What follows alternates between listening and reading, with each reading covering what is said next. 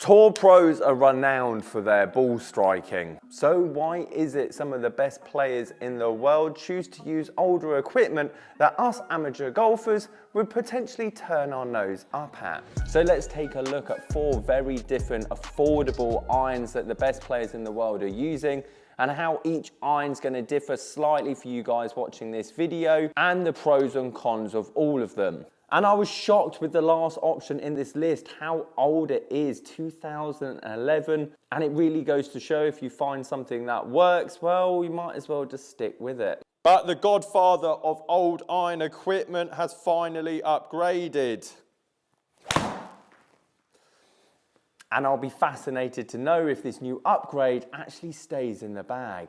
I'm of course talking about the Ping S55 and the amount of Ping players that had this in the bag over the last 10 years and have upgraded to the Ping blueprint.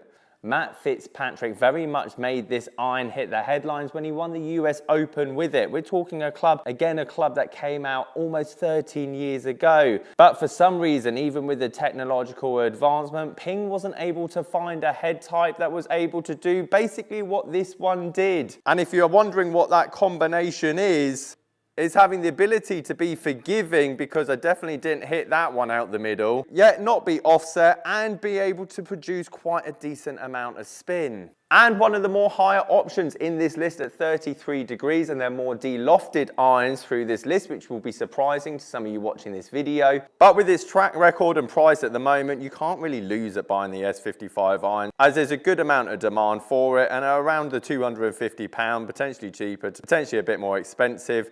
It's a very good investment in the long term. This next find was seriously interesting to me because this is the brand's cheapest model when it comes to this type of loft and head type, and you've got a player in the top 200 golf world rankings deciding to use it. And I'd love to ask Justin why that is the case, because I think it would give a lot of golfers quite a lot of comfort knowing that maybe if you find an iron set that just works for you, isn't the most up-to-date, hasn't got the most technology, adjustable weighting, milled faces, all these technical terms that we keep hearing, your iron set to play some of your best golf. He has a set of 0211 ST irons in the bag, and this was dated last month, so again, very current. And looking on the PXG website, you can't get the 0211 STs anymore, and I imagine that's because they are over 2 years old, meaning the new ones are going to be released.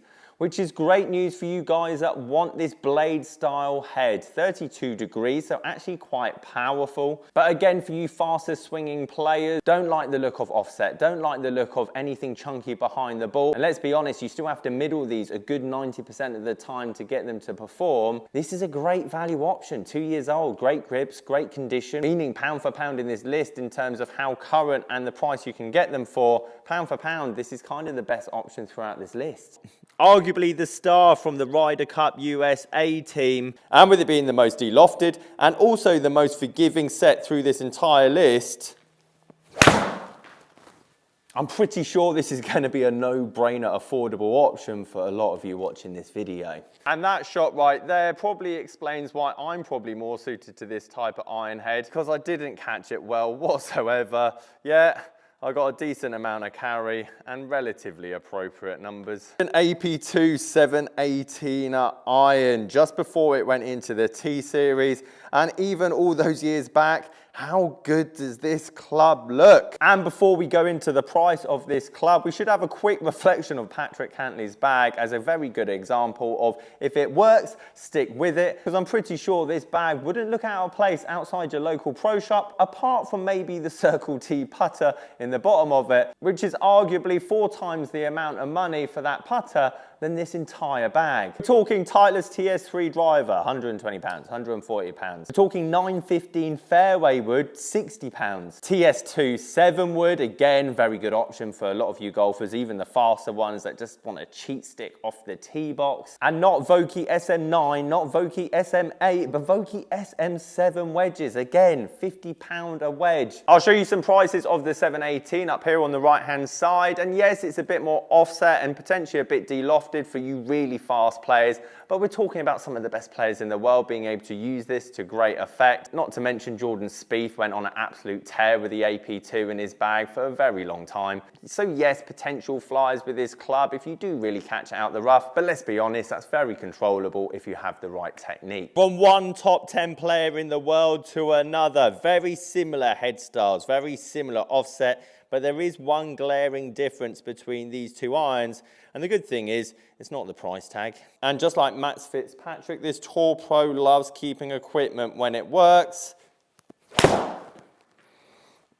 And in terms of a forgiving, high lofted option for potentially some of you guys that launch the ball too low, keep your hands too far ahead of it, can't get your 5-iron off the ground, this potentially is your answer. Victor Hovland has had the i210s in the bag for an incredibly long time, and the price of them is very affordable. Sadly, I haven't got the i210 in the studio, but the i200 loft exactly the same. Arguably looks the same and arguably has the same amount of technology. But both options, very good price point. But the AP2 and the i200 for me are for two different golfers, even though they both swing quite fast.